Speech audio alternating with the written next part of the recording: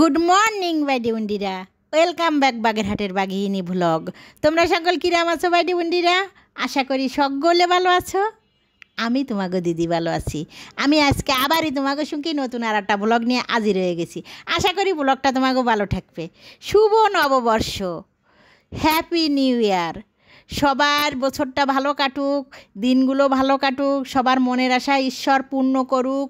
সবাই ভালো থাকো, সুস্থ থাকো, সারা বছরে সবার সব কিছু ভালো হোক। তা ওই পয়লা বৈশাখ জন্যই আজকে আমি একটু মেহেদি দিচ্ছি। তো ওই আমি একটু আগে বামাতে দিয়ে নিছি, এবার একটু বাগনি ডাইনাতে দিয়ে নিছে। সকাল 6টার দিক উঠেছি, 6:30টার দিক উঠেছি। উঠে একটু ওই বারান্দাতে ঘুরে এসে রান্না বান্নার কাজে লেগে গেছি। কারণ পয়লা বৈশাখের দিন ধোয়া মোছা করে সব কিছু করে নিরামিষ খাওয়া লাগবে। আমাগো অঞ্চলের রেওয়াজ বা আমাদের গ্রামের মানে বাগেরহাটের আমাগো সনাতনী পদ্ধতি বা সনাতনী সংস্কার যেটা, সেটা হচ্ছে নিরামিষ খাওয়া। এই পান্তা ইলিশ রেওয়াজ এটা কবে থেকে শুরু হয়েছে বা এই কালচার কোন জায়গাতে আসছে সেটা আমার ঠিক জানা নেই। তবে আমাকে সনাতনী কালচারে বা আমাদের আঞ্চলিক কালচারে নিরামিষ খাওয়া কালচার। তো প্রথম দিন তো খাবো। আমার শাশুমা বা অনেকজন যারা ওই সব সংস্কার মাইনে পুজো আচ্চা করে, তারা পুরো মাসই খায়। একদম সারা বৈশাখ মাস 30 দিনই তারা নিরামিষ খেয়ে মহোৎসব করবে। আর আমাকে গ্রামে তো প্রথম দিন সব গ্রামের লোকজন একসাথে খায়, মহোৎসব করে। সেটা প্রত্যেক গ্রামেই আলাদা আলাদা করে হয়, সেগুলো তো আছেই। কিন্তু ওই আমি আর 1 মাস ধরে খাবো না। আমার শাশুমার খাওয়ার ইচ্ছে আছে, কিন্তু তারে আলাদা করে নিরামিষ আমার করে দেওয়ার অমত। ওই জন্য উনি সারা মাস খাবেন না। উনি কইছেন যে তুমি যে সময় সারা মাস করে দিতে পারবা না, অমত করতেছ, তালিভারে ওই শাশুমার নানান রকম রোগ টোগ আছে, নানান রকম সমস্যা আছে, সেজন্য তারে বলা হচ্ছে যে সারা মাস খাওয়া যাবে না। সে করছে যে 3 দিন রান্না করো, অন্তত 3 দিন খাও, সারা মাস না। কারণ ঠিক আছে 3 দিন করবো। প্রথম দিন তো করতাম, কিন্তু ওনার অনুরোধে 3 দিন চলবে আর কি। তা নানা রকম রান্নাবান্না হয়। আমি আর নানা পদ করতেছি না, তাড়াতাড়ি একটু মেলায় যাবো জন্যে। ডাল, বেগুনি, তারপরে আলু দম, এইসব করে আমি তাড়াতাড়ি বেরোয় যাব। এই প্রচণ্ড গরম, পয়লা বৈশাখের দিনে আগেরতেই গরম পড়ে, কিন্তু পয়লা বৈশাখের দিনে এমন প্রখর রোদ আর প্রচণ্ড গরম পড়ে, মানে একদম ভীষণ গরম পড়ে। প্রতি বছরই পড়ে, এবারও পড়েছে সেরকম। তাড়াতাড়ি রান্নাবান্না কাজটা সারিয়ে তারপরে একটু ওই মানে পুজোর ফুলগুলো তুলে ঠাকুরের পায়ে দিয়ে ফুল মিষ্টি, বছরের প্রথম দিন সেহেতু রান্না শেষ করে সেইটুক কাজ করে তারপরে মনে মনে ভাবতেছি যে একটু মেলায় যাব। বহু বছর আগে ওই বড় সলটা যে সময় ছোটো ছিল, হয়তো 1 বছর 4 মাস বা 5 মাস বয়স, প্রায় 1.5 বছর বয়স আর কি। ওই সময় একবার আমি যাতে চাইলাম, তা ওর বাবা নিয়ে গেল না। আমারে কইল যে সোয়ালটা ছোটো রয়েছে, এই গরমে রোদ্দুরি, ওরে নিয়ে কোনোভাবে ভিড়ির মধ্যে যাওয়া যাবে না। উনি রাজি হইল না বলে যাই নেই। কিন্তু এমনই কপাল, এমনই ভাগ্য আমার, উনি জাতি দিল না, নিল না। সেই বছরই গ্রেনেড হামলা হয়েছিল বটমূলি। যাই হোক, সে কথা আর মনে করবো না। যা গেছে চলে গেছে। কিন্তু তারপরে আর আমি কোনোদিন মেলায় যাওয়ার কথা উল্লেখ করি নেই এবং যাইও নেই। তো এখন ছেলেরা বড় হয়ে গেছে, এখন আর উনি আর কোন বারণও করবে না। আর তাছাড়া উনি জানে যে এখন না নিয়ে গেলেও, সেই সময় তো প্রথম ঢাকায় আসিলাম, চল ছোটো ছিল, ওনারা ছাড়া কোনো জায়গায় যাতে পারতাম না। এখন তো আর সেই ছোটো নেই, এখন আর যাতে পারবা না। এখন তাড়াতাড়ি পুজোটা সারিয়ে নিয়ে তারপর আর কি যাবো ভাবতেছি। আমরা ছেলেরাও বড় হয়ে গেছে, যত গরম রোদ্দুরি হোক না কেন, সেই ছোটো তো আর নেই এখন। আগে বিয়ের আগে গেছি মেলা টেলায়, সে হলো মেলা আগের কথা। মানে আর কি আমাকে ওদিক সব জায়গায় পয়লা বৈশাখে এহেনে ওহেনে সেহেনে সব জায়গায় মেলা বসে, সব জায়গায় গেছি। তাই এখন তো আর ওই দিক আর থাকা হয় না। তাও আমি গত বছর বাপের বাড়ি ছিলাম।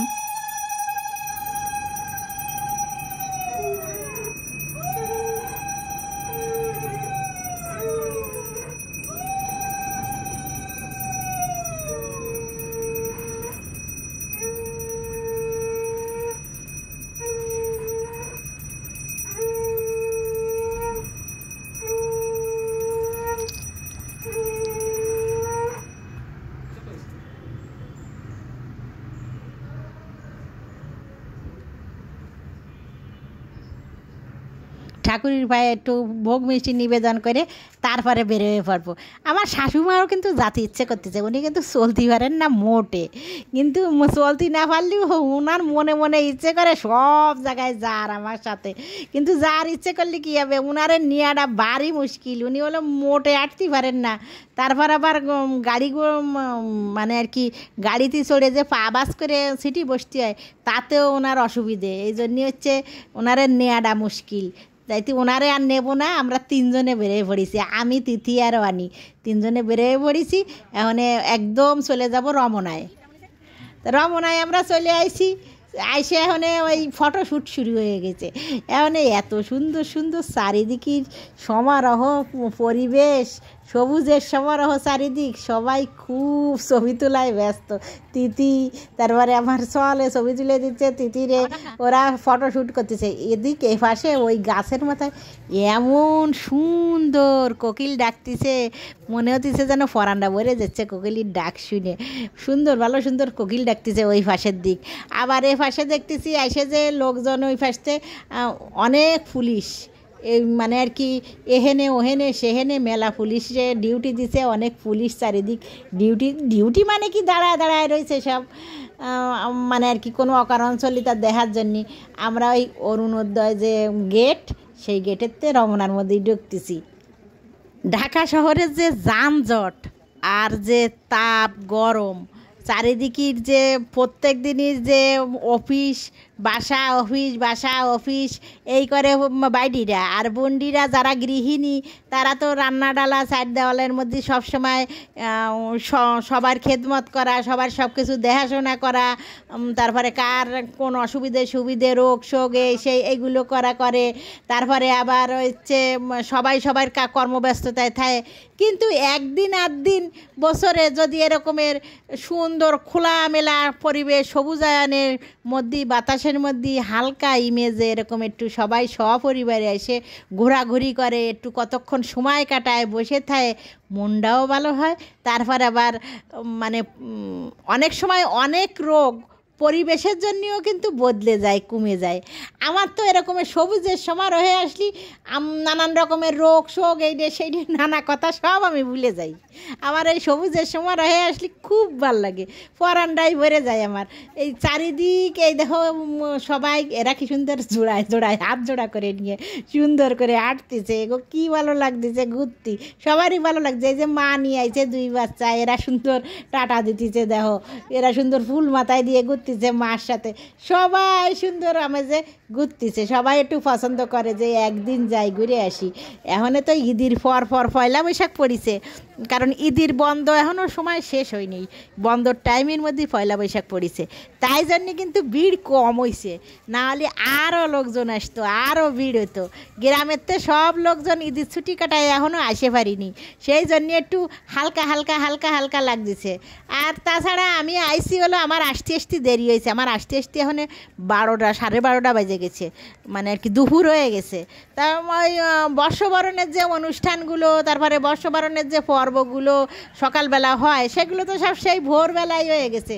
তারপরে ওই যে বেরোইছে শোভাযাত্রা বেরোইছে চারুকলা দিয়ে, সেগুলো সকাল হয়ে গেছে। তা আমি ওই সমস্ত কাজ বাজ সাইরে সব কিছুই সাইরে আসতে তো দুপুর হয়ে গেছে। আমি আর ওই সকালবেলা ভোরবেলা উঠেই বাইরে আসাটা সম্ভবই নেই, ওই সব কিছু সাইরে শুটে স্নান টান দিয়ে আসতে দুপুর হয়ে গেছে। তারপরেও আমার ভালো লাগতেছে, সব অনুষ্ঠান না দেখতে পারি, এই লোকজন পরিবেশ সব কিছু দেখে তাও আমার ভালো লাগতেছে। এই দিকটা একটু ঘুরে ফুরে তারপরে রমনা কালী মন্দিরের ওই সাইডই, মানে আর কি রমনা কালী মন্দিরটা যেইখানে, সেইখানের ওই কর্নারের দিকটাই হচ্ছে মেলা বসছে। তাই এই দিকটাই সব কিছু ঘুরে ফিরে সব দেখে শুনে একটু ঘোরাঘুরি করে তারপরে যাব হচ্ছে সেই মেলার দিকে। এখানে কিন্তু বাইটি মন্দিরে ওই যে যতই রোদ্দুর প্রখর তাপ গরম থাকুক না কেন, একটা ওই শীতল শীতল গাছের তলার ভাব আছে। এরা করতেছে কি ডোলটা একটু বাজাও দি, ও তা বাজাবে না, ওর রাগ হয়েছে। ওর মা অনুরোধ করতেছে বাজাও, তা বাজাবে না, ওর রাগ হয়েছে। তার মা করছে, আমি করতেছি না তোমার বাজাতে হবে না, রাগ উঠিছে যে সময় তাও রাগ করেছে, বাজাবে না। আর যতক্ষণ বাজাইছে ততক্ষণ আর ভালো মন থাকছিল, ততক্ষণ বাজাইছে। এখন আর মন ভালো নেই, এখন আর বাজাবে না। তারপরে এই পাশে আটচারটি ভাবতেছি কি যাই দেই ওই পাশে একটু লেকের দিক যাই, যে লেকে মানুষ এত শুটিং ফুটিং করে, কেউ টিকটক করে, কেউ রিলস বানায়, কেউ আবার হচ্ছে ওই টাইটানিক জাহাজের মাথায় যেমন টাইটানিকের নায়ক নায়িকারা দাঁড়ায় ছবি তোলে, ওইরকম করে নানান রকমের নানান ভঙ্গিমায় ছবি তোলে।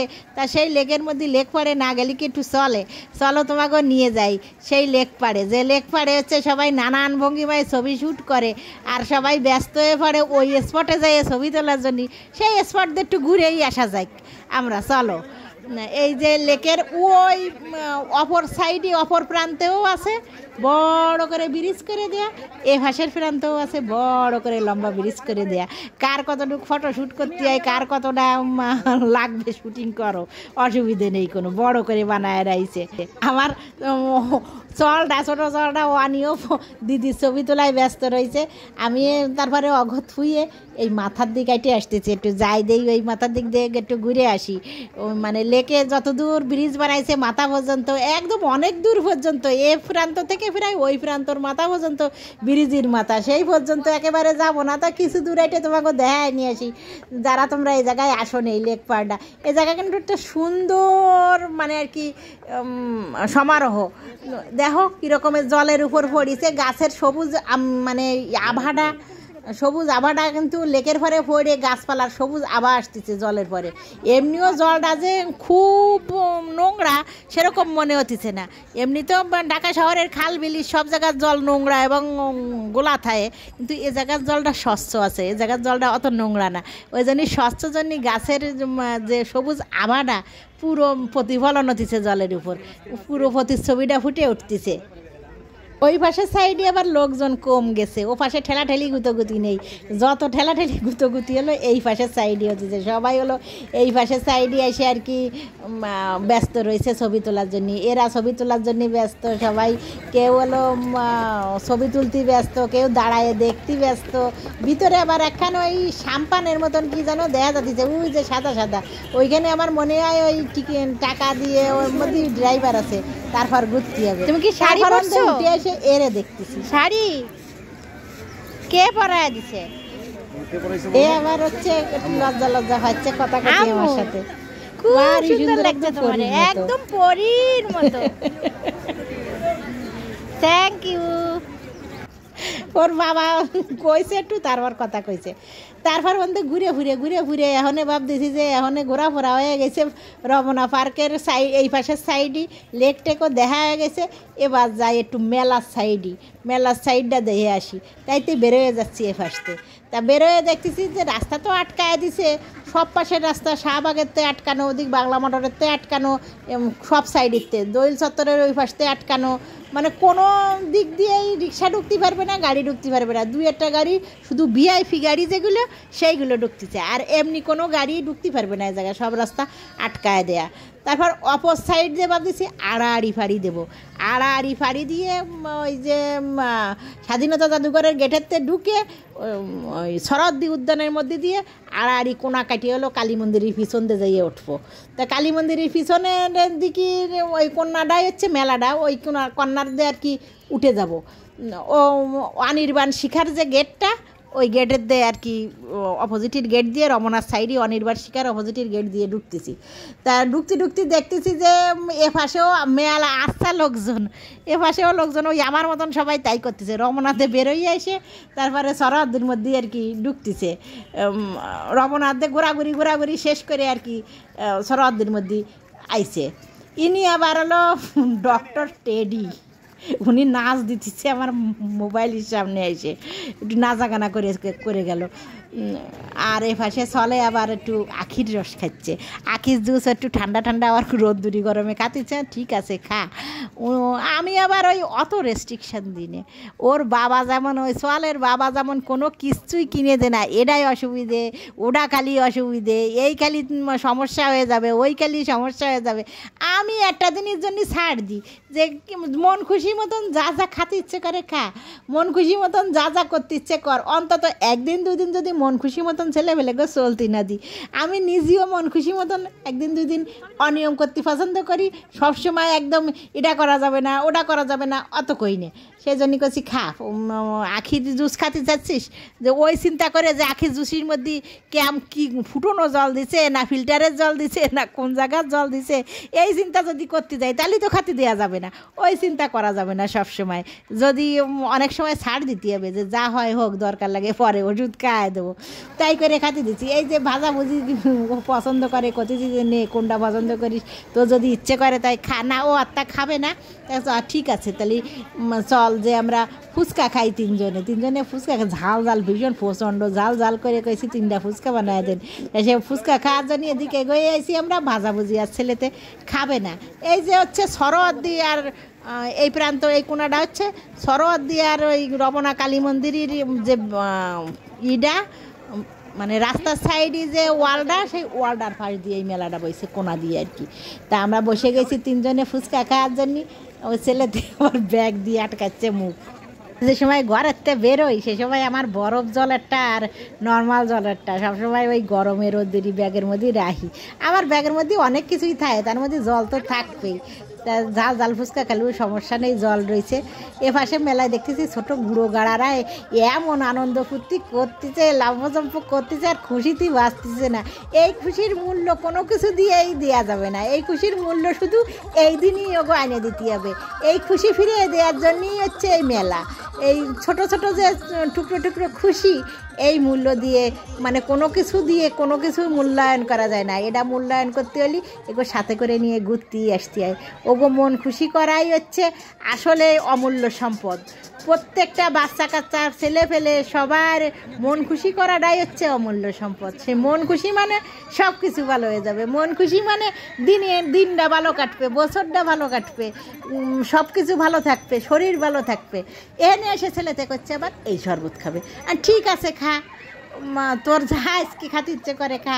এই যে জলটা কি দিয়ে দিছে, কি করে বানাচ্ছে, অত কিছু আমি ভাবতে যাবো না। খাতে ইচ্ছে করছে খা। এই যে ছেলেতে খাতেছে, ছোটো জলে খাতেছে, আমিও খাবো না আবার ভাগ্নিও খাবো না। এখানে বানাইছে আবার ভূতির বাড়ির এনে আবার ছোটো মোটোরা যাতেছে কী আছে তা কিনা জানে, ওর মধ্যে আর যাই নেই।